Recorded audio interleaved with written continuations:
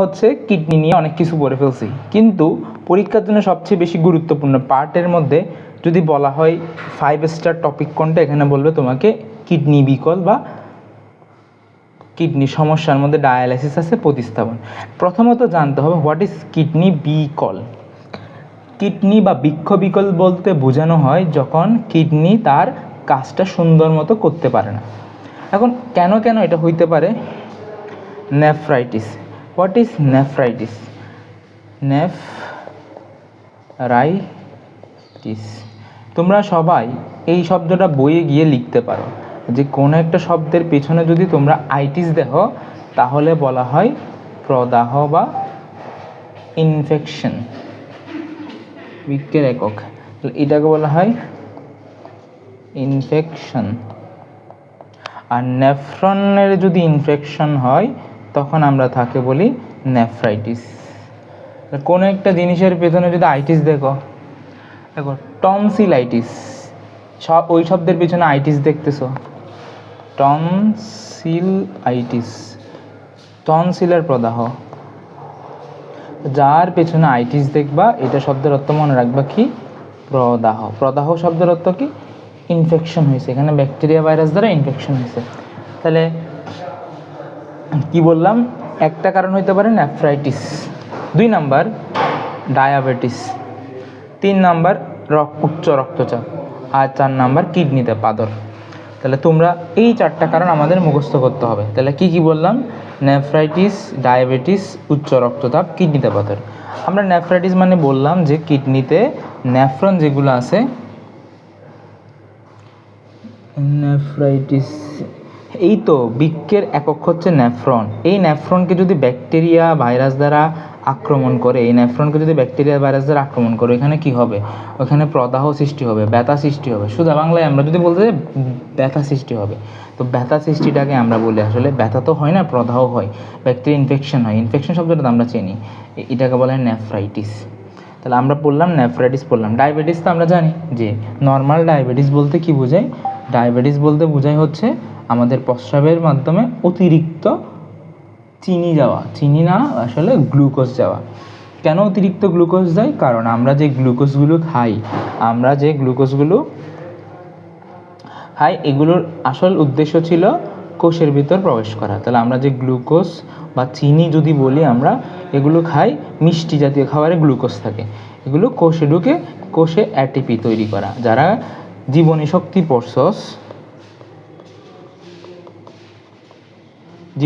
অধ্যায়টা পড়ছস, ওইখানে কিন্তু আমরা পড়াইছিলাম যে গ্লুকোজ থেকে আমরা শ্বসন প্রক্রিয়ায় অ্যাটিপি পাই।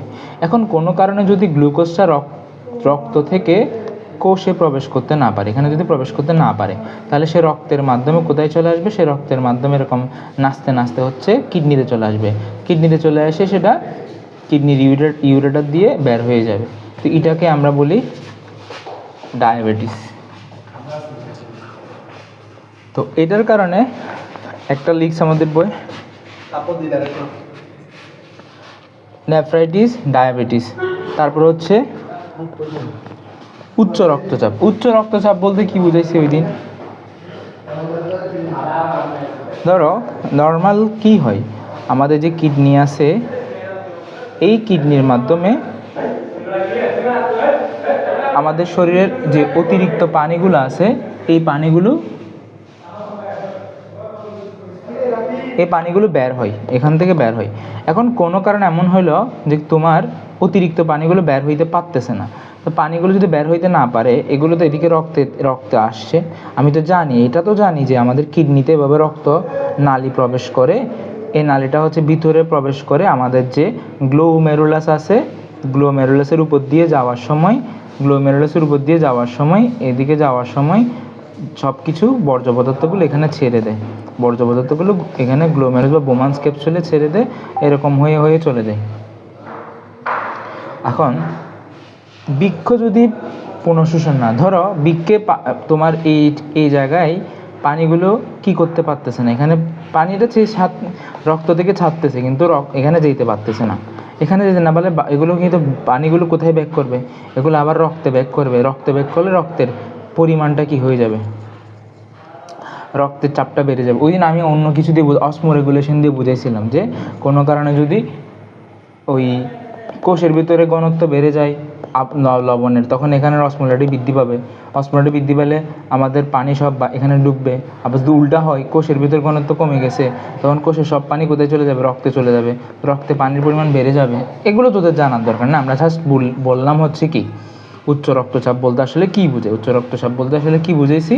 রক্তে পানির পরিমাণটা বেড়ে গিয়ে চাপটা বেড়ে যাওয়া। এর পাশাপাশি কিডনিতে পাথর। কেউ যদি কিচ্ছু না বোঝোস, কিছু মনে রাখার দরকার নেই, খালি মনে রাখবে কি আমাদের কিডনি বিকল কয়টা কারণ হইতে পারে? আমাদের 4টা কারণ হইতে পারে।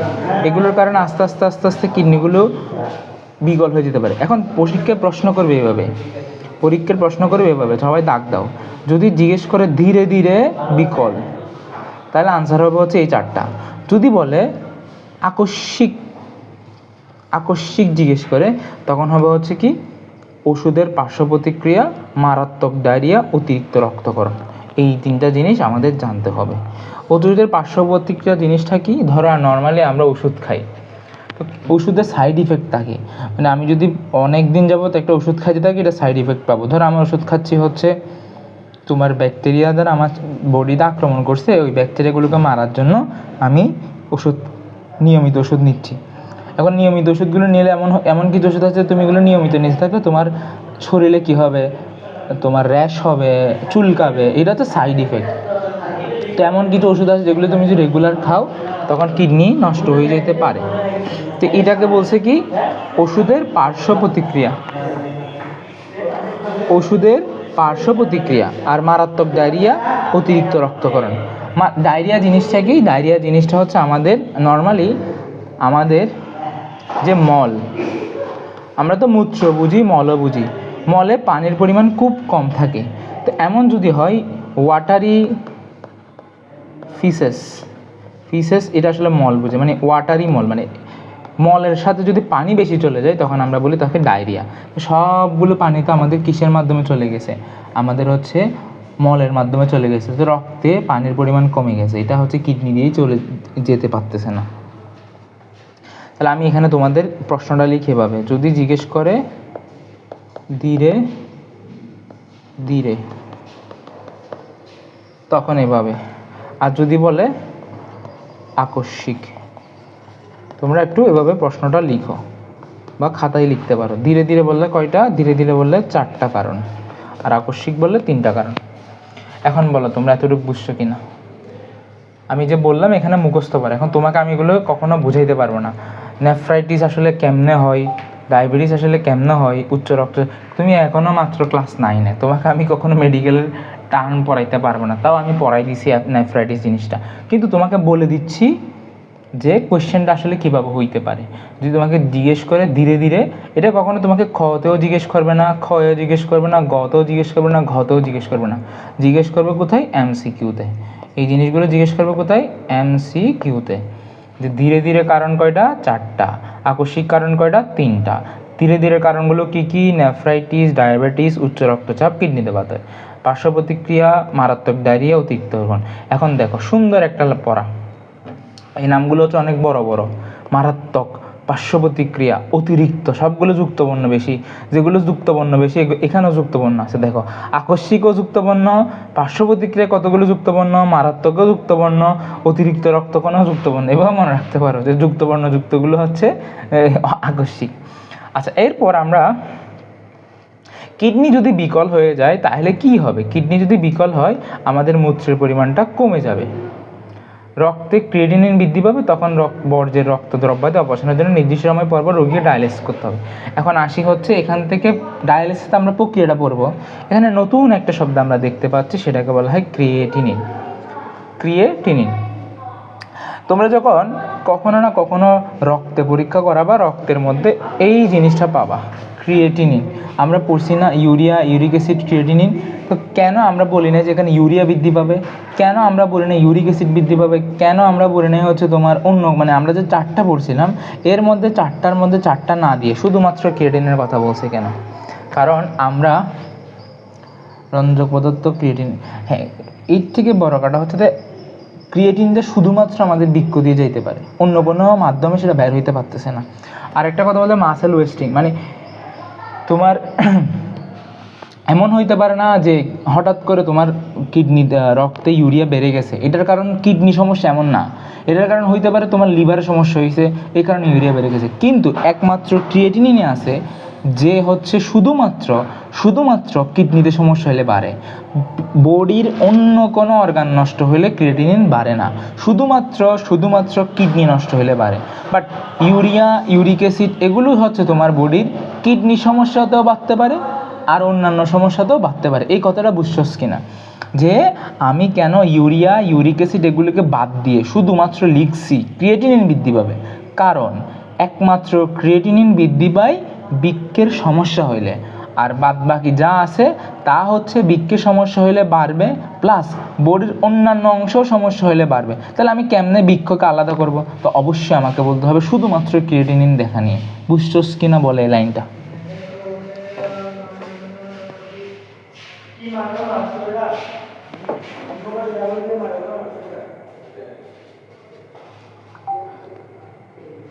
আচ্ছা, আমলান দেবনাথ অন্তু, নতুন তুমি। এখন আসি ডায়ালাইসিস।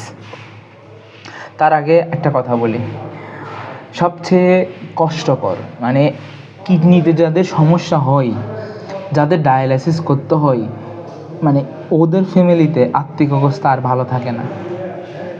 কেন? যদি কারো পরিবারে ডায়ালাইসিস করা শুরু করে, ওই পরিবারে টাকা হচ্ছে কিসের মতো, ঝর্ণার মতো টাকাটা চলে যাবে। ঝর্ণা যেমন পানির স্রোতের ঝর্ণা চলতেই থাকে, ঠিক একইভাবে রক্ত হতে আমাদের যাদের পরিবারে এই নেফ্রনের সমস্যাটা ডায়ালাইসিস করতে হয়, এদের টাকা আসলে যেতেই থাকে।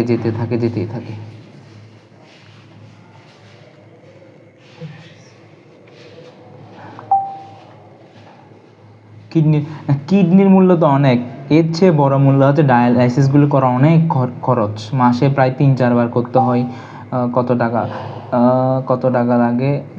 ধরো একটা ডায়ালাইসিস করতে তোমার 300 থেকে 400 টাকা গেল, বা আরও বেশি গেল 3000 থেকে, আমি এক্স্যাক্টলি পারি না, মানে হিসাবটা পারি না, কিন্তু মাসে হচ্ছে 3-4 বার করতে হয়, বছরে হচ্ছে কয়বার করতে হয়, এটা কোনো অফ করতে পারবে না, মানে এটা কখনো অফ হবে না, এটাকে তোমাকে প্রতি মাসে করতে হবে, যতদিন না তুমি মৃত্যুবরণ করতেছো ততদিন পর্যন্ত এটা তোমাকে করে যেতে হবে, এটা ছাড়া আর উপায় নেই। তো দেখিও তোমার তোমার হিসাব নিও যে কত টাকা খরচ হয় মাসে। তো অনেকে আছে, আমার একটা স্যারের বন্ধু, ওর মায়ের হচ্ছে যে মানে ব্যথা করতো, গিয়ে ফার্মেসি তো চিনো সবাই, ফার্মেসিতে গিয়ে ওষুধ খাওয়া শুরু করছে, কিন্তু এই ওষুধগুলো খাইছে হচ্ছে ব্যথার ওষুধ। এই ব্যথার ওষুধ খেতে কিডনিটা নষ্ট হয়ে গেছে। ওই ফ্যামিলির একদম পয়সাওয়ালাতে একদম গরিব হয়ে গেছে। এই জন্য তোমরা উল্টাপাল্টা ওষুধ খাবে না, মানে মাথা ব্যথা করতেছে বা কেউ বলছে ফার্মেসিতে যাই বল, ওষুধ একটা দিয়ে দিবে। এই যে এখন তোমরা হয়তো ফেসবুক চালাচ্ছ, দেখছো যে একটা ছেলে ফার্মেসি থেকে ওষুধ খেয়ে তার এখন হাত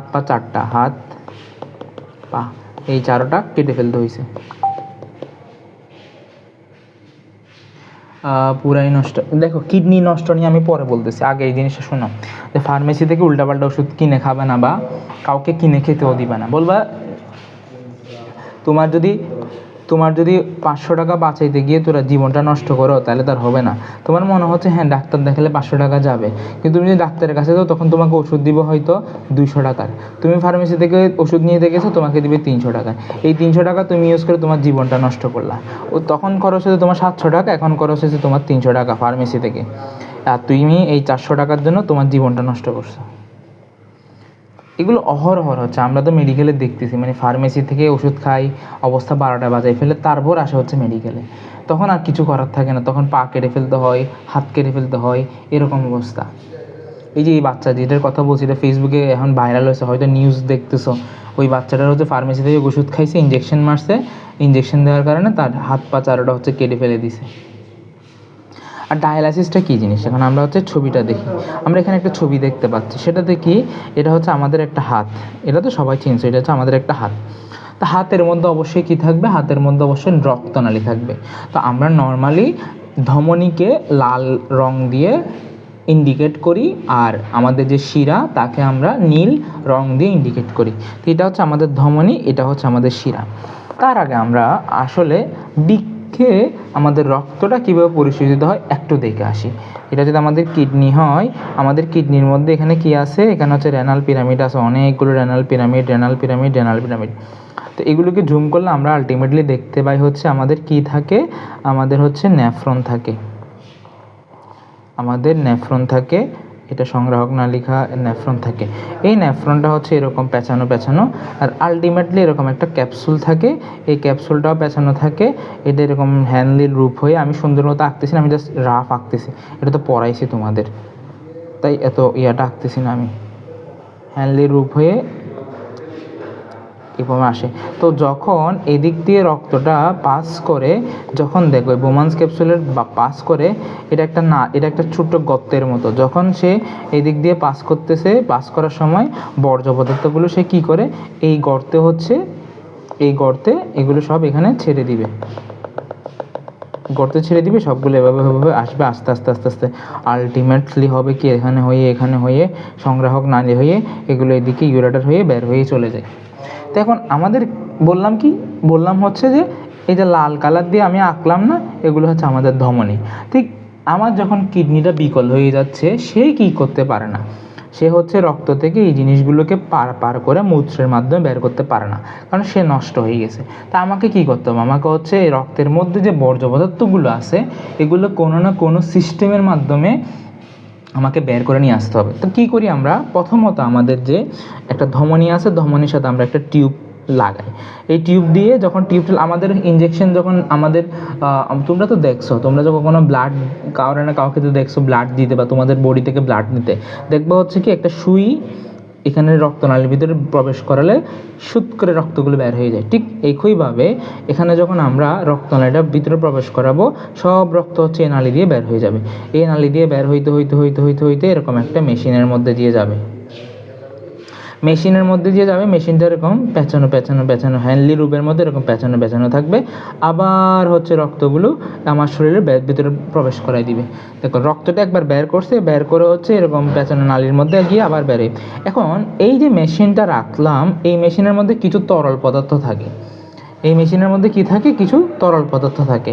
এই তরল পদার্থগুলো দেখতে কিসের মতো, একদম হুবহু আমাদের বডির প্লাজমার মতো। এখন প্রশ্ন করবা, ভাইয়া প্লাজমা কী জিনিস?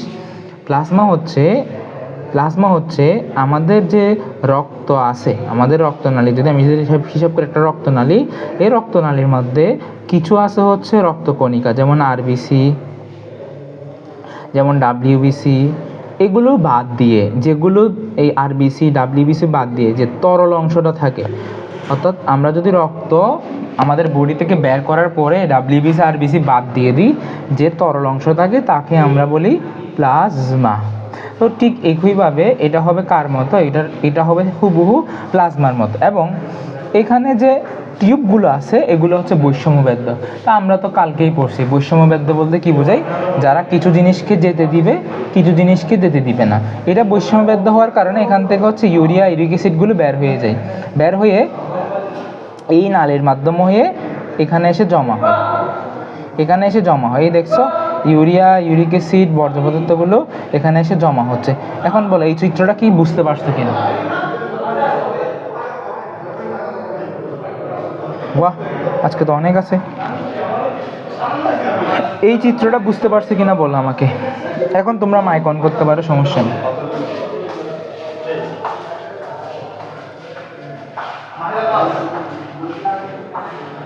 আচ্ছা, তোমরা যদি পারো ক্লাস শেষে হচ্ছে ইউটিউবে গিয়ে লিখবা ডায়ালাইসিস। তো ওইখানে হচ্ছে একদম বাস্তবিকভাবে যেভাবে হয় ওগুলো তোমাকে দেখাবে, তোমরা তখন আরেকটু ভালো দেখতে পারো। আচ্ছা, আমরা হচ্ছে এখন আওয়াজ বেশি আচ্ছা, তোমরা হচ্ছে চাইলে এগুলো ইউটিউবে গিয়ে ডায়ালাইসিস লিখলে দেখবা একদম এক্সপেরিমেন্টালভাবে মানুষকে দিয়ে করাচ্ছে, এগুলোর ভিডিও আছে, এগুলো দেখতে পারো। আমার বাইরে একটু বেশি আওয়াজ হচ্ছে, এই জন্য আমি অফ রাখছি মাইক্রোফোনটা। এখন আমরা পরের পার্ট। এখন তাহলে আমরা এগুলো পড়ি, কি কি বললাম এটা হচ্ছে আমরা পড়ি। তোমাকে প্রশ্ন জিজ্ঞেস করতে পারে হোয়াট ইজ ডায়ালাইসিস। তা কি বললাম, ডায়ালাইসিস হচ্ছে কি রক্ত পরিশোধিত করার একটা পদ্ধতি। কিভাবে, যখন আমাদের আচ্ছা আরেকটা কথা বলি তার আগে আমরা আরেকটা কথা বলি, সেটা হচ্ছে যে আমাদের নর্মাল বডি, নর্মাল হিউম্যান, আমরা যে সাধারণ মানুষের মধ্যে যদি 100টা নেফ্রন থাকে, এর মধ্যে 50টা কাজ করে, বাকি 50টা কাজ করা লাগে না। কাজ করে না, একটা হচ্ছে কাজ করে না আর একটা হচ্ছে কাজ করা লাগে না। তো 100টার মধ্যে হচ্ছে কি 50টা কাজ করে, বাকি 50টা কাজ করা লাগে না। তো হঠাৎ করে যদি বলে যে আমার একটা কিডনি নষ্ট হয়ে গেছে, তাহলে দেখো 50টা নষ্ট হয়ে যায়, বাকি 50টা এখনো ক্লিয়ার না। এই জন্য বলা হয় যে একটা কিডনি ঠিক থাকলে মানুষ বাঁচতে পারে, একটা কিডনি কাজ করলে মানুষ বাঁচতে পারে। কেন বললাম, কারণ আমাদের বডিতে যদি 2টা কিডনি মিলাই 100টা নেফ্রন থাকে, এর মধ্যে শুধুমাত্র 50টা কাজ করলে এনাফ। এই 50টা কাজ করলে আমরা বাঁচতে পারবো। ধরো এই 50টা নষ্ট হয়ে গেছে, তাহলে আরও বাকি 50টা যেগুলো আমার রিজার্ভ রাখছিলাম, মানে যেগুলোকে আমি সঞ্চয় করে রাখছিলাম, এগুলো তো এখন কাজ করতে পারবে। এই জন্য বলা হয় যে আমাদের বডি, হিউম্যান বডি, 2টা কিডনির মধ্যে একটা কিডনি নষ্ট হইলেও বাকিটা কি হয়, কাজ করতে পারে। কিন্তু যখন 2টাই একদম কি হয়ে যাবে, সম্পূর্ণ অকেজ হয়ে যাবে, সম্পূর্ণ যখন অকেজ হয়ে যাবে, বিকল হয়ে যাবে, তখন আমরা বৈজ্ঞানিক উপায়ে রক্তগুলোকে বাইরে হচ্ছে পরিশোধিত করি, এটাকে বলা হয় ডায়ালাইসিস। তো এটা ক নাম্বার আসতে পারে। তো কিসের মাধ্যমে করি এটা একটা যন্ত্রের মাধ্যমে করি বা মেশিনের মাধ্যমে করি। তো এই মেশিনের নাম হচ্ছে ডায়ালাইসিস মেশিন। এই মেশিনের নাম কি, ডায়ালাইসিস মেশিন। আচ্ছা, এখানে কি হয়, রক্তগুলো পরিশোধিত করা হয়। এইখানে ডায়ালাইসিস টিউবের এক প্রান্ত, দেখো এগুলোকে বলা হয়, যেহেতু এই মেশিনটার নাম ডায়ালাইসিস মেশিন, এখানে যে টিউবগুলো দেখতেছো লাল রঙের, এগুলোকে বলা হয় ডায়ালাইসিস টিউব। এই ডায়ালাইসিস টিউবের আমাদের একটি প্রবেশ করাবে কবজির ধমনী। কবজি মানে কোনটা, এটাকে বলা হয় হাতের কবজি, এটাকে বলা হয় কি, এটাকে বলা হয় হাতের কবজি। আর এখানে যেটা থাকে এটাকে বলা হয় কনুই, এটাকে কবজি বলে, এটাকে বলা হয় কনুই বলে। আমরা যারা ইসলাম ধর্মের আছি তারা তো পড়ছো যে উজু করার ফরজের মধ্যে কি কি ছিল, তারপর উজু করার নিয়ত করার সময় কি কি করতে হয়, প্রথমে কতটুকু ভিজাইতে হয়, তারপর কতটুকু ভিজাইতে হয়, এগুলো তো পড়ছো। কনুই, কবজি এগুলো তো জানো। তো কনুই বলতে আসলে কি বোঝায়, আমাদের হাতের এই কোণাটা, আর কবজি বলতে হাতের এই জায়গাটাকে বোঝায়। এখন এটাতে শুধুমাত্র হাতের কবজিতে করা যাবে এমন না, এটা বিভিন্ন জায়গায় করা যায়, কিন্তু এখানে হচ্ছে রক্তনালীগুলো খুঁজে পাওয়া খুব সহজ, এই জন্য হাতে করে ফেলে। এক প্রান্ত রোগীর হাতের কবজির ধমনীর সাথে, অন্য প্রান্ত ওই হাতের কবজির শিরার সাথে। তাহলে দেখো ব্লাডটা কি হবে, এই দিকে আসার সময় এখানে যাবে, এসে এসে এসে এসে এসে এসে আবার বডিতে ব্যাক চলে যাবে। তো ধমনী থেকে ডায়ালাইসিস টিউবের মধ্য দিয়ে প্রবাহিত করানো হয়। এর প্রাচীর আংশিক বৈষম্যবদ্ধ হওয়ায় ইউরিয়া, ইউরিক অ্যাসিড এবং অন্যান্য ক্ষতিকর পদার্থ বাইরে বেরিয়ে আসে। অর্থাৎ যখন সে হচ্ছে এদিকে যাওয়ার সময় বাকিগুলো পদার্থগুলো এখানে বের হয়ে চলে আসে। তো বের হয়ে চলে আসে, এগুলো সবগুলো জমতে জমতে থাকে এখানে, কারণ আলটিমেটলি জমতে জমতে এগুলো এই নালীটার মাধ্যমে একটা আলাদা বাটিতে গিয়ে জমা হয়ে যায়। মানে যেভাবে আমরা প্রস্রাব করতেছি এভাবে সেম হচ্ছে এটা প্রস্রাব হয়ে বের হয়ে যায়। আচ্ছা, এরপর যেগুলো আমরা কি করছি, পরিশোধিত করে ফেলছি, এটা শিরার মধ্যে দিয়ে আমাদের দেহে পুনরায় প্রবেশ করে। এখানে উল্লেখ্য, এই লাইনটা হচ্ছে সবচেয়ে বেশি গুরুত্বপূর্ণ। উল্লেখ্য হচ্ছে কি, ডায়ালাইসিস টিউবটি এমন একটি তরলের মধ্যে ডুবানো থাকে যার গঠন দেখতে কিসের মতো, একদম রক্তের প্লাজমার মতো। এটাই হচ্ছে এখান থেকে সবচেয়ে বেশি গুরুত্বপূর্ণ প্রশ্ন। আচ্ছা, তাহলে তোমাদের পরীক্ষায় কি কি লাগবে, পরীক্ষায় মাস্ট এটা আঁকা লাগবে, পরীক্ষায় এই ছবিটা আঁকা লাগবে। তারপর প্রশ্ন করবে এভাবে, মেশিনটার নাম কি, বলবে ডায়ালাইসিস মেশিন। তারপর জিজ্ঞেস করবে ধমনী দিয়ে কি রক্ত বের করি না ধমনী দিয়ে রক্ত ভিতরে ঢুকাই, আনসার কোনটা, বলবি যে ধমনী দিয়ে রক্ত বের হয়, শিরা দিয়ে রক্ত ভিতরে প্রবেশ করে। বুঝা গেল, এটা তো আনসার করতে পারবি সবাই, কারণ এটা ছবিতে দেখা যায়। ধমনী দিয়ে রক্তটা বের হয়, শিরা দিয়ে রক্তটা আবার দেহে ফিরে যায়, এটা হচ্ছে প্রশ্ন করে। আর কিছু এখানে জানার নাই, এগুলো সবগুলো হচ্ছে দেখে বলা যায়। আর এটা বললাম রক্তের প্লাজমার মতো। এখানে লিখছে দেখো, এটা হচ্ছে একটি ব্যয়বহুল এবং সময় সাপেক্ষ প্রক্রিয়া, মানে অনেক সময় লাগে, অনেক টাকাও লাগে, এটা সবার দ্বারা পসিবল হয় না। ওকে, আমরা এতটুকু পর্যন্ত শেষ। আমাদের হচ্ছে প্রতিস্থাপনার কয়জন আছে? 6জন আছে। বুঝছো সবাই এতটুকু পর্যন্ত? আসলে কিডনির বা বৃক্কের যে মজার পার্টটা সেটা হচ্ছে, মানে বুঝার পার্টটা সেটা হচ্ছে এটা, আর বোঝানোর যে পার্টটা সেটা হচ্ছে তোমার কিডনির যে স্ট্রাকচারটা ছিল এটা। এগুলো আমরা রিডিং পড়লেও বুঝতে পারি, এগুলো আমরা রিডিং পড়লেও এই পড়াগুলো বুঝতে পারি। তাও আমি যেহেতু পড়াচ্ছি তোমার হয়তো একটু বেশি মনে থাকবে। এখন বলিও না যে ভাই আপনি বাংলা বইয়ের মতো ধরে ধরে পড়াচ্ছেন, এগুলো ধরে ধরে পড়ানোর বাইরে কিছু নাই। তুমি কি এখানে আমি ডায়ালাইসিস মেশিনটা দিয়ে আর এক্সট্রা কী পড়াবো? তুমি এখন মেডিকেলে পড়ো যে আমি ডায়ালাইসিস মেশিনের কী দিয়ে গঠিত, প্লাজমার ভিতরে কী কী থাকে, এগুলো তো আমি পড়াইতে পারবো না। এগুলো তুমি পড়াইতে পারবো না, আমার এটা না, তোমাকে পড়াইলে কোনো সুবিধা হবে না, তুমি বুঝবা না। আচ্ছা আমরা দেখি, যখন কোনো ব্যক্তির কিডনি বিকল বা অকেজো হয়ে পড়ে তখন কোনো সুস্থ ব্যক্তির কিডনি যখন তার দেহে প্রতিস্থাপন করা হয় তাকে বলা হয় কিডনি সংযোজন। আমরা নর্মালি কি বললাম যে ধরো আমাদের একটা মানুষ যার হচ্ছে 2টা কিডনি আছে, এখন তার এই 2টা কিডনির মধ্যে একটা কিডনি নষ্ট হয়ে গেছে, তাহলে সে কিন্তু চলতে পারবে এটার মাধ্যমে। এখন যদি এমন হয় যে 2টাই কি হয়ে গেছে, নষ্ট হয়ে গেছে, তাহলে আমরা ডায়ালাইসিস করতে পারি। আরেকটা উপায় আছে, আরেকটা উপায় কি, ধরো তার আত্মীয় একজন আছে যারও 2টা কিডনি আছে, কিন্তু তার 2টা কিডনি সুস্থ, তার 2টাই কিডনি সুস্থ, তা আমি কি করব এখান থেকে তার একটা কিডনি আমরা নিয়ে নিব, তার একটা কিডনি নিয়ে এখানে এসে ওর দেহে বসাই দিব। বসাই দিলে কি হবে, ওর দেহে এখন একটা কিডনি সুস্থ, সে চলতে পারতেছে, আবার এর দেহে একটা কিডনি আছে সেও চলতে পারতেছে। বোঝা গেল এই কথাটা? নর্মালি আমরা হিউম্যান বডি একটা কিডনি সুস্থ থাকলে বাঁচতে পারি, তো ওর তো 2টা সুস্থ আছে, আমরা একটা নিয়ে ওকে দিয়ে দিতে পারি। তো এটাকে বলা হয় কিডনি সংযোজন। এখন কিডনি সংযোজন দুইভাবে করা হয়, একটা হচ্ছে নিকট আত্মীয়, মনে করো মা বাবা খালা ভাই বোন এগুলোর কাছে, কারণ এদের সাথে আমাদের বডির কি হয়েছে? আল্লাহ হাফেজ স্যার, ও কি লিখছে? আল্লাহ হাফেজ স্যার, ও কি চলে যাচ্ছে নাকি? ও চার্জ নেই, আচ্ছা সমস্যা নেই, রেকর্ড দেখি পরে। এখন কিডনিতে আমরা দুইভাবে প্রতিস্থাপন করতে পারি, একটা হচ্ছে আমাদের যে নিকট আত্মীয় আছে তাদের থেকে, আরেকটা হচ্ছে মৃত ব্যক্তি। এখন এখানেই হচ্ছে মূল প্রবলেম, তোমরা পড়বা, এটা আমরা বুঝাই দিচ্ছি। এটাকে বলে ব্রেন ডেড। ব্রেন ডেড শব্দটা বলতে বোঝায় যে মানুষ আর কখনো জ্ঞান ফিরে পাবে না, কিন্তু মানুষটা মৃত্যুর পরপরই আমরা তো মৃত্যুর পরপরই সব কিছু নষ্ট হয়ে যায় না, আমাদের প্রত্যেকটা জিনিস, ধরো তুমি মারা গেছো, মারা যাওয়ার এত ঘন্টা পর এটা নষ্ট হবে, এত ঘন্টা পর এটা নষ্ট হবে, ধরো এত ঘন্টা পর কিডনি নষ্ট হবে, ধরলাম আমি সাপোজ 2 ঘন্টা পর চোখ নষ্ট হইলো, 5 ঘন্টা পর হার্ট নষ্ট, 5 ঘন্টা পর তোমার ব্রেন নষ্ট হইলো, 6 ঘন্টা পরে তোমার স্কিন নষ্ট হয়ে গেলো, 7 ঘন্টা পর তোমার কিডনি নষ্ট হয়ে গেলো। এখন নষ্ট হয়ে যাওয়ার আগেই যদি তুমি ওই জিনিসটাকে বা ওই কিডনিটাকে তুমি নিয়ে ওইটাকে মারা যাওয়ার পর দিয়ে যায়, এটা কি করতে হয়, এটা হচ্ছে মারা যাওয়ার পরপরই এটাকে সংরক্ষণ করতে হয়। তো ব্রেন ডেড মানুষ, ব্রেন ডেড বলতে বোঝায় হচ্ছে কি তার ব্রেনটা ডেড হয়ে গেছে, মানে সে মৃত, সে আর কখনো জীবিত হইতে পারবে না, কিন্তু তার অঙ্গ প্রত্যঙ্গগুলো কৃত্রিমভাবে ফরমালিন বা এই আমরা যেগুলো দিয়ে করে রাখি ওগুলোকে জীবিত করে রাখছে। আমাদের মেডিকেলে আমরা তো মনে করো কিডনিগুলো দেখি, হার্টগুলো দেখি, এগুলো তো আমরা হাতে ধরতে পারি, বাট এগুলো তো জীবিত না, এগুলো ওগুলো তো ফরমালিন দিয়ে রাখছে, এই জন্য হচ্ছে আমরা দেখতে পাচ্তেছি নষ্ট হয়ে যায় না। বাট যাদের হচ্ছে এগুলো কৃত্রিমভাবে জীবিত রাখে, অন্য কোনো মাধ্যমে ইউজ করে এগুলোকে জীবিত রাখা হয়। তো এটা কিসের মতো, এটা হচ্ছে মরণোত্তর চক্ষুদানের মতো, অনেকে কী করে মৃত্যুর পরপরই চক্ষুদান দিয়ে যায়।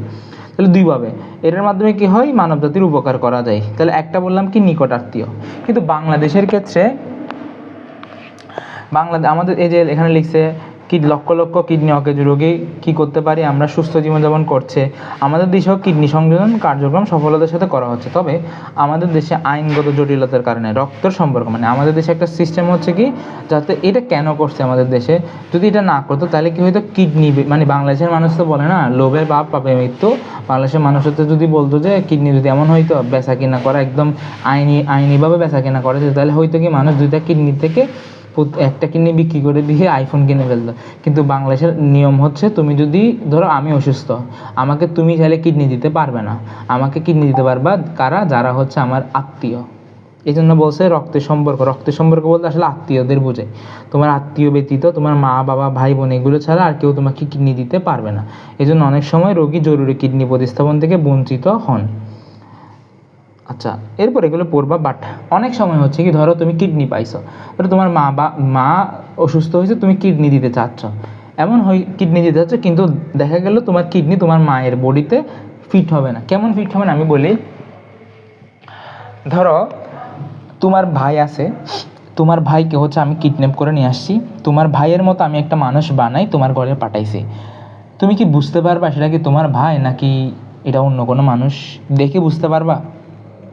তুমি দেখে বুঝতে পারবে না। বা এমন একটা রোবট বানাইছি যেটা হচ্ছে তোমার ভাইয়ের মতো হুবহু কথা বলতে পারে, তার চলাফেরা তোমার ভাইয়ের মতো, তুমি দেখতে পাচ্ছ না। এখন অন্যভাবে যদি করি যে তোমার ভাইকে আমি কিডন্যাপ করে আমি আমার ভাইকে তোমার ঘরে পাঠাইছি, তাহলে তুমি বুঝে যাবা এটা তোমার ভাই না। ঠিক তেমনি যদি আমার কিডনির টিস্যুর সাথে নতুন যে কিডনিটা দিব ওইটা না মিলে, তাহলে আমার বডিটাকে অ্যাকসেপ্ট করবে না। ওইটাকে কি করবে? ওইটাকে মনে করবে সে হচ্ছে বাইরের একটা শত্রু, ওইটার বিরুদ্ধে আমার বডি ব্যবস্থা নেবে। নর্মালি কি হয় আমাদের যখন কোনো একটা ভাইরাস ব্যাকটেরিয়া দ্বারা আমার দেহে আসে, তখন দেখবো আমাদের জ্বর হয়ে যায়। কেন জ্বর হয়? আমাদের কেন জ্বর হয়? মানে বলে না ভাইরাল জ্বর হওয়ার পেছনের কারণ হচ্ছে যে, যখন এটা তোমার বডি, ভাইরাল জ্বর হওয়ার পেছনের কারণই হচ্ছে এটা, তুমি ধরো তোমার বডি একটা ভাইরাস আসলো, এই ভাইরাস এসে তোমার বডিতে যখন প্রবেশ করছে, এটা কি তোমার বডির অংশ? এটা তোমার বডির অংশ না। তো আমাদের দেহে কি আছে? আমাদের দেহে হচ্ছে WBC আছে। এই WBC হচ্ছে কি আর্মি, আমাদের দেহের আর্মি। আমাদের দেশে যেমন হচ্ছে বাইরের থেকে শত্রু আসলে আর্মিরা ওকে মেরে ফেলে, ঠিক এই WBC হচ্ছে কি এখানে এসে আর্মি হচ্ছে একে মেরে ফেলবে। তো মারার সময় যেহেতু কাজ করতেছে, আমরা জানি কাজ করলে ধর আমি অনেকক্ষণ কাজ করতেছি, আমার দেহে কি হবে? আমার গরম লাগবে। ঠিক তেমনি এই WBC কাজ করার সময় কতগুলো জিনিস সে ক্ষরণ করে, এটা বলা হয় পাইরোজেন। তো এটা যখন ক্ষরণ করে তখন আমাদের দেহের তাপমাত্রাটা বেড়ে যায়, তো এই জন্য আমাদের জ্বর আসে। এই জন্য বলা হয় যদি জ্বর 1 দিন বা 2 দিন থাকে তাহলে কোনো ওষুধ খাবা না। যদি তোমার জ্বর আসে তাহলে বলতে বুঝাইছে তোমার বডি আসলে ঠিক আছে। যদি তোমার জ্বর না আসতো তার মানে তোমার WBC কাজ করতেছে না, তোমার আর্মিটা হচ্ছে দুর্বল হয়ে গেছে, এখন ভাইরাস ব্যাকটেরিয়া হচ্ছে সবল হয়ে গেছে। আর যতক্ষণ তাপমাত্রা বেশি 1 দিন 2 দিন, তাহলে বুঝতে পারতেছে আসলে তোমার আর্মি কাজ করতেছে, ওরা অনেক বেশি কাজ করতেছে, এই জন্য অনেক বেশি তাপমাত্রা প্রোডাকশন হয়েছে। কিন্তু যদি 3 দিনের বেশি হয়ে যায়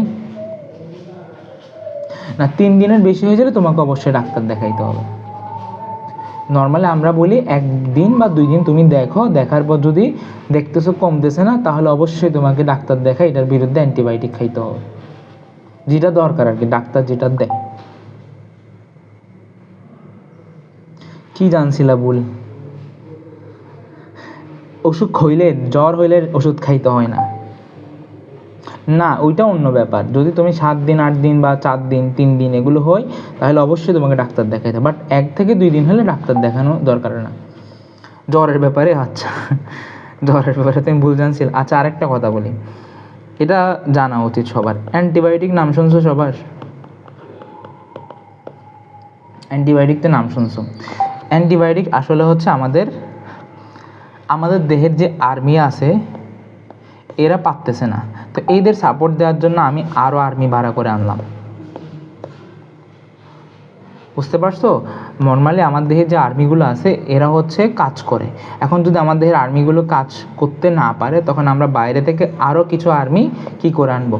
ভাড়া করে আনবো। অথবা এমন হইতে পারে যে, দেখো এই শত্রুটা একবার আমার দেহে আক্রমণ করছিল, করার পর একে আমার WBCটা মেরে ফেলছে, কিন্তু সে মরে গেছে। ঠিক আছে, সে মরে যাওয়ার পরে মনে করো তারা আসছিল 10 জন, ধরো তারা আসছিল 10 জন বা আমি দেখলাম 1 2 3 4 5 6 জন, তারা 6 জন আসছিল। তারা 6 জন চোর বা 6 জন নাম কি কোভিডের, আচ্ছা না পরে, আগে এগুলোতে আসো, আগে আমি যেটা বোঝাচ্ছি সেটা তোমরা নিজেরা কথা বলিও না, আমি তোমাদের কথা বলার সুযোগ দিব, যেটা বোঝাচ্ছি সেটা বোঝো।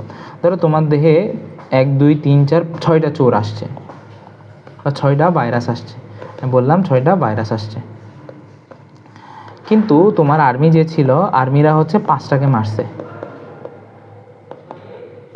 বাকি একটা হচ্ছে চুপচাপ তোমার বডিতে, একটা হচ্ছে লুকায় অবস্থায় ছিল, লুকাই ছিল। এখন তখন ও তোমার বডিতে লুকাই ছিল, সে কিন্তু এখন তোমার আর্মি সম্পর্কে সব কিছু তথ্য কালেক্ট করতেছে। একজন হচ্ছে আর্মি সব কিছু সে জানে, আর্মি কিভাবে তাদের মারছিল, আর্মি কিভাবে এসে তাদের মারে, আর্মির থেকে কোন গান আসে, আর্মির থেকে কোন বোম আসে, এগুলো সব জানে। তো সে হচ্ছে কোনো না কোনোভাবে বাচ্চা পয়দা করলো, ও ছিল একটা, হয়ে গেল অনেকগুলো। এখন ও তো জানে আর্মিরা ওদেরকে কিভাবে মারছিল, সে সব কিছু তাদের বাচ্চাদের শিখাই ফেলছে। এখন আর্মিরা এসে কিছু করতে পারে না, কেন? সে তো জানে আর্মি কিভাবে ওদের মারছে। ও হচ্ছে আর্মির ওই পদ্ধতির বিরুদ্ধে। আমরা কি করি, আমাদের যখন একটা ওয়ে হয় না, ধরা কেউ আমার শত্রু আমাকে মারতে আসতেছে, আমরা চেষ্টা করি ওই শত্রুর গোপন, ওই শত্রুর দুর্বলতা বের করে ওই শত্রুর গোলটা কী করা, কাজ করা। তো আর্মিরা যখন ওদের মারতে আসে, ওদের আর কিছু করতে পারে না, কেন? কারণ গতবার আর্মি যে কাজ করে ওদেরকে মারছিল, এই সব কিছু জেনে গেছে, তার ফাঁদ সব কিছু জানা। এখন এই আর্মিটা কাজ করতে পারতেছে না, তখন আমার দেশের যে আর্মিগুলো আছে ওরা কাজ করতে পারতেছে না। এখন আমাকে কি করতে হবে, আমাকে হচ্ছে বাইরে থেকে আর্মি ভাড়া করতে হবে। এই বাইরে থেকে যে আমি আর্মি ভাড়া করে আনি, এগুলো আলটিমেটলি বলা হয় অ্যান্টিবায়োটিক। এখন এটাও সেম। ধরো তোমাকে ডাক্তার দিছে 10 দিন অ্যান্টিবায়োটিক খাওয়ার জন্য, সে 10 দিনে 10টা ব্যাকটেরিয়াকে মারবে বা 10টা ভাইরাসকে ভাইরাস না, আসলে ব্যাকটেরিয়াকে মারে, এটা ভুল। অ্যান্টিবায়োটিক দেবে। আচ্ছা, আরেকটা কথা, কথার মধ্যে কথা আসতেছে, দেখো, যদি তোমার ভাইরাল জ্বর হয়, তোমার অ্যান্টিবায়োটিক খাই লাভ নাই, কারণ ভাইরাসের ক্ষেত্রে অ্যান্টিবায়োটিক কোনো কাজ করে না। আমরা অ্যান্টিবায়োটিক দিয়ে হচ্ছে ব্যাকটেরিয়ার কারণে, যদি ব্যাকটেরিয়া হয়, ভাইরাল বা ভাইরাসের জন্য কখনো অ্যান্টিবায়োটিক কাজ করতে পারে না। ভাইরাসের জন্য কাজ করে হচ্ছে ভ্যাকসিন। এই যে করোনা ভাইরাস, ওদের জন্য আমরা ভ্যাকসিন দিছি, কিন্তু যখন ব্যাকটেরিয়া বলি তখন আমরা বলি অ্যান্টিবায়োটিক। এতটুকু বুঝছো তো তোমরা, যে আমার দেহে ধরো এই 10 জন আর্মি আসছে,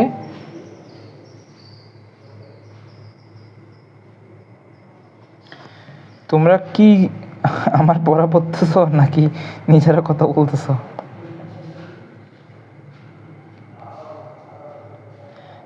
পড়ালেখা নিয়ে আলোচনা করবো, আমার সাথে আলোচনা করো, আলাদা গ্রুপগুলোর দরকার নেই। এখন দেখো, এতটুকু দেখো, আমার যে 10 জন, তোমাকে ডাক্তার বলছে 10 দিন অ্যান্টিবায়োটিক খাওয়ার জন্য, কেন? কারণ তোমার দেহে 10টা ব্যাকটেরিয়া আছে, 10টাকে মারবে। তুমি পণ্ডিতামি করে 9 দিন খাইছো, আরেক দিন খাও নাই। 9 দিন খাইছো, 9টাকে তুমি 9 দিন খাইছো, 9টা মারা গেছে, আবার একটা বেঁচে গেছে। এই একটা আবার তোমার বডির এই অ্যান্টিবায়োটিককে চিনে ফেলছে, সে ওই অ্যান্টিবায়োটিকের বিরুদ্ধে ব্যবস্থা নিবে। তুমি যদি আবার ওষুধ খাও, আবার এই অ্যান্টিবায়োটিক খাও, তাহলে কোনো কাজ আসবে না, কারণ ওই ভাইরাসটা অ্যান্টিবায়োটিককে চিনে।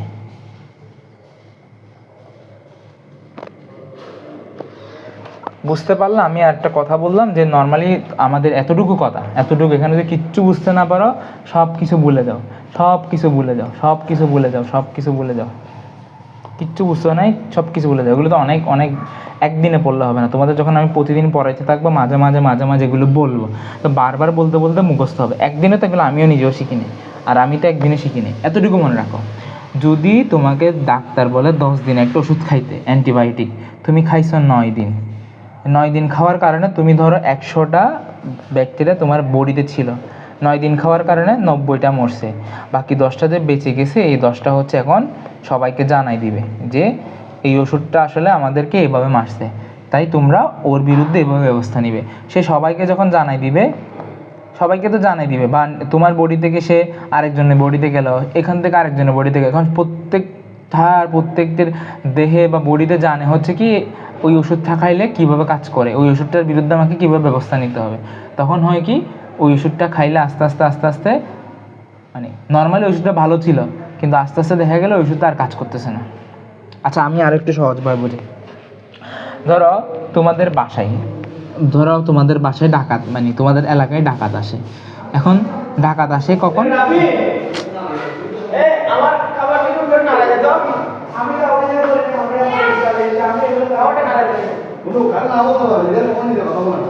আচ্ছা দেখো, বাইরে একটা আওয়াজ বেশি হচ্ছে। ধরো তোমাদের বাসায় ডাকাত আসে, মানে তোমাদের এলাকায় ডাকাত আসে রাতের 2টা বাজে। এখন প্রথম কয়েকদিন বুঝতে পারিনি, কিন্তু একদিন বুঝে গেছো যে ডাকাতটা আসে 2টা বাজে। তুমি কি করছো? তোমার ঘরে সবাইকে বলছো, তোমাদের এলাকার যারা আছে সবাইকে বলে দিছো যে রাতের 2টায় হচ্ছে ডাকাত আসে। এখন রাতের 2টায় সবাই কী করে? চেতন অবস্থায় থাকে। তো ডাকাতটা এসে ডাকাতটাকে মেরে ফেলো। ঠিক তেমনি তোমরা হচ্ছে কি, তোমরা হচ্ছে ব্যাকটেরিয়াগুলো। তো ওষুধটা হতে ধরো ওষুধটা আসে তোমাদের মারতো হচ্ছে এইদিকে, পেছন দিকে এসে মারতো। এখন তুমি তো সব ওষুধ খাইলে না, তোমাদের 5টা ব্যাকটেরিয়া বেঁচে গেল। এই 5টা ব্যাকটেরিয়া জেনে গেছে আসলে এই ওষুধটা কীভাবে কাজ করে, সেই সবাইকে বলে দিবে, দুনিয়ার যত সবাই আছে সবাইকে বলে দিবে। আর তুমি যদি ওষুধ খাও কাজ হবে না। এই জন্য বাংলাদেশে হয় কি, বাংলাদেশে এটাকে বলা হয় অ্যান্টিবায়োটিক রেজিস্ট্যান্স। দিয়ে এক সময় ওষুধটা ভালো কাজ করতো, এখন আর ভালো কাজ করে না। কেন? এটার দোষ হচ্ছে আমরা, কারণ আমাদের ডাক্তার খাইতে বলছে 10 দিন, খাইছি হচ্ছে 5 দিন। হ্যাঁ, তোমার ভালো লাগতেছে এই জন্য তুমি আর খাও নাই, কিন্তু তোমার বডিতে একটা ব্যাকটেরিয়া যদি জীবিত অবস্থায় থেকে যায়, সে আবার জন্ম নিবে ভালো করে, একদম তার 14 গোষ্ঠী বাড়ায় জন্ম নিবে, এবং তখন আর ওষুধটা খেলে আর লাভ হবে না। আরেকটা কথা বলছি যে এটাকে বলা হয় টিস্যু ম্যাচ করে কিনা। ধরো ওই যে আমি বললাম যে তোমার ভাইকে আমি একদম রবটের মতো করে তোমার বাসায় পাঠাইছি, তখন তুমি চিনতে পারতেছো না। কিন্তু যখন আমি তোমার ভাইয়ের পরিবর্তে আরেকটা ছেলেকে পাঠাবো, তখন তো তুমি চিনতে পারবা। একইভাবে যদি সেটা আমার সাথে ম্যাচ না করে, আমার টিস্যুর সাথে ম্যাচ না করে, তখন আমরা এটাকে নিতে পারি না। তখন এটাকে আমাদের বডি কী করে? আমাদের বডি মনে করে এটা আমাদের শত্রু, তখন এটার বিরুদ্ধে উল্টা কী করে? ব্যবস্থা নেয়। তোমরা কিছুদিন আগে হয়তো শুনতে পারো যে মানুষের হার্ট প্রতিস্থাপন করছে কি দিয়ে? কিডনি, শুকরের হৃৎপিণ্ড দিয়ে। এই মানুষটা বেশি দিন বাঁচে না, বা 6 ঘন্টা বাঁচছে, বা 10 ঘন্টা বাঁচে। কেন বাঁচে নাই? কারণ ওই যে আমাদের বডি মনে করছে এই হৃৎপিণ্ডটা আমাদের দেহের না, এটা বাইরের কোনো একটা শত্রু। তাই ও আমাদের বডি কী করছে? ওই হৃৎপিণ্ডের বিরুদ্ধে কাজ করছে, ওই হৃৎপিণ্ডের বিরুদ্ধে ব্যবস্থা নিছে এবং হৃৎপিণ্ডকে নষ্ট করে দিয়েছে। এখন হৃৎপিণ্ড যেহেতু নয়, মানুষটা তো আলটিমেটলি মারাই যাবে। আচ্ছা, এখানে কথা লিখছে যে নর্মালি আগে বলা হয়তো 8 গ্লাস পানি খেতে, কিন্তু আধুনিক বলা হয় কি তোমার পিপাসা গেলে পানি খেতে হবে। এই জন্য আরেকটা কথা লিখছে সতর্কতা। এটা একটা সতর্কতা কি, তো তোমরা নর্মালি ডায়রিয়া আর বমি হওয়া ছাড়া গরমে ঘেমে গেলে কখনো কি খাবে না? খাবার স্যালাইন পান করবে না, এটা উচিত না। এখন কি বলবো কেন উচিত না, নাকি এতটুকুর মধ্যে ক্লাস শেষ করে দিব? দেখি বলো। 1 2 3 4 5 জন আছে, বলেন। আচ্ছা বলেন, আচ্ছা বলি তাহলে। রেনাল কই? সব বলো, আমি কিছু পারি না ভাই, এগুলো তো পারার না, এটা পরীক্ষা আসবে না। আমি তোমাদের জানার জন্য হলে বলতে পারি। দেখো নর্মালি কি, নর্মালি হচ্ছে ডায়রিয়া জিনিসটা কি? ডায়রিয়া হলে আমার দেহ থেকে অনেক পানি মলের মাধ্যমে বের হয়ে যায়। যখন পানি বের হয়, পানির সাথে হচ্ছে লবণ বের হয়ে যায়। তো পানির সাথে কি বের হয়ে যায়? লবণ বের হয়েছে। তা আমার দেহে তখন লবণ কি হবে? লবণটা কমে যাবে। এই লবণটা যখন কমে যায়, আমার দেহে হচ্ছে কাজ করতে পারবে না। তো ওই লবণগুলোর ঘাটতি পূরণ করার জন্য আমরা খাবার স্যালাইন খাই। এই স্যালাইনের মধ্যে কি থাকে? এই স্যালাইনের মধ্যে আসলে লবণ থাকে। এটা কখন? যখন হচ্ছে আমার বডিতে লবণ কমে গেছে, তখন আমরা খাই। কিন্তু মনে করো তোমার বডিতে লবণ কমে নাই, কোনো ডায়রিয়া হয় নাই, বমিও হয় নাই। হ্যাঁ, ডায়রিয়া যে কথা, ডায়রিয়াতে যেমন অনেক বেশি পানির সাথে মলের সাথে অনেক পানি বের হয়, বমি হইলেও সেম, তোমার দেহে থেকে খাবারগুলো বের হয়ে যাচ্ছে, লবণগুলো বের হয়ে যাচ্ছে বমির মাধ্যমে। কিন্তু তোমার ডায়রিয়াও হয় নাই, তোমার বমি হয় নাই, তুমি নর্মাল বডি, তোমার লবণ নর্মাল আছে, তোমার বডিতে লবণের পরিমাণটা নর্মাল আছে, তুমি খাবার স্যালাইন খাইছো, তাহলে লবণ কি হবে? লবণ বেড়ে যাবে না? নর্মাল তো ছিল, এখন তুমি এক্সট্রা করে আর লবণ ঢুকাইছো না আমার বডিতে, তো এটা আমাদের বডিতে কী করবে? লবণ যখন বেশি হয়ে যাবে, ওই দিন আমি বলছিলাম যদি যদি এটা যদি আমাদের কোষ হয়, ধরো এটা আমাদের কোষ, এদিকে যাচ্ছে হচ্ছে রক্তনালী যাচ্ছে, তো এখন যখন রক্তনালীতে অনেক বেশি লবণ বেড়ে যাবে, রক্তনালীর মাধ্যমে যখন রক্তনালীর মধ্যে লবণ বেড়ে যাবে, এটার ঘনত্ব বেড়ে যাবে। তো ঘনত্ব বেড়ে গেলে কী হবে? ঘনত্ব বেড়ে গেলে আমরা জানি কি, যেদিকে ঘনত্ব বেড়ে যায় ওইদিকেই পানি কী করে আসে নাকি যায়? ধরো এই জিনিসটা এটার ঘনত্ব বেশি, দেখি বলো অবিশ্রবণ কোন জায়গা থেকে কোন জায়গা হবে, এ থেকে বিতে নাকি বি থেকে এতে? এতটুকু বলা। যদি ঘনত্ব বেশি হয় ওর দিকেই অবিশ্রবণ হয় নাকি ওর থেকে কমে যায়? আমরা জানি নিম্ন ঘনত্ব থেকে উচ্চ ঘনত্বের দিকে, অবিশ্রবণ হয় উল্টা, নিম্ন ঘনত্ব থেকে উচ্চ ঘনত্ব, এই নিম্ন ঘনত্ব থেকে পানি সব উচ্চ ঘনত্বে যাবে। তো সেম আমাদের যে রক্তনালী আছে ওখানে ঘনত্বটা বেড়ে গেছে, কারণ আমরা লবণ যেগুলো খাইছি এগুলো সব এখন রক্তনালীতে আছে। এখন কি করব? কোষ থেকে সব পানি রক্তনালীতে চলে যাবে। এটাই তো বলতেছি, স্যালাইন অতিরিক্ত খেলে এইটাই হবে। অতিরিক্ত খেলেও সমস্যা, অতিরিক্ত খেলে কি হবে? তোমার রক্তের মধ্যে লবণের ঘনত্ব বৃদ্ধি পাবে। লবণের ঘনত্ব যদি বৃদ্ধি পায়, আমার কোষে যতগুলো পানি ছিল সবগুলো হচ্ছে কোথায় চলে আসবে? রক্তনালীতে চলে আসবে। তখন হচ্ছে রক্তনালীতে যখন পানির পরিমাণ বেড়ে যাবে তখন চাপটা বেড়ে যাবে, আর এখানে পানির পরিমাণ যখন কমে যাবে তখন আমার কোষগুলো কাজ করতে পারবে না, তো কোষগুলো পানি শূন্যতা হবে, তখন এটাকে বলা হয় ডিহাইড্রেশন। কোষগুলোতে পানির অভাব দেখা দিবে। তা আমরা অবশ্যই মনে রাখতে হবে আমাদের দেহের প্রায় 65% হচ্ছে পানি। এখন কোষে যখন পানি কমে যাবে, কোষের যে কাজগুলো হয় এই কাজগুলো আর করতে পারবে না, কোষে তখন সমস্যা দেখা দিবে, তখন কোষ উল্টাপাল্টা হয়ে যেতে পারে। আর ওইদিকে উল্টা কী হবে? তুমি যখন অনেক বেশি লবণ খাও তখন সবগুলো পানি রক্তে চলে আসে, রক্তনালীটা মোটা হয়ে যায়, তখন রক্তনালীর অনেক বেশি চাপ থাকে, তখন হাইপার টেনশন হয়ে যাবে, উচ্চ রক্তচাপ হয়।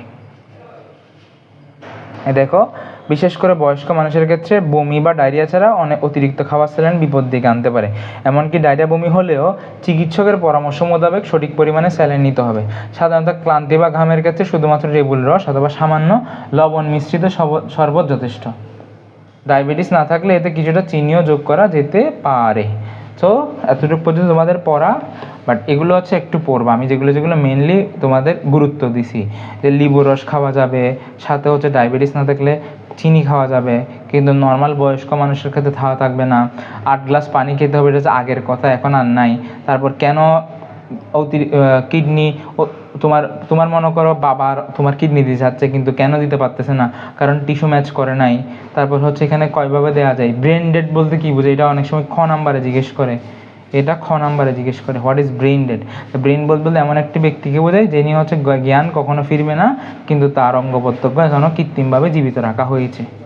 ক্লিয়ার? এতটুকু পর্যন্ত তোমাদের আজকে হচ্ছে এই চ্যাপ্টারটা শেষ করছি। এখন নেক্সট বৃহস্পতিবার থেকে হচ্ছে যে নতুন চ্যাপ্টার শুরু হবে। সবাই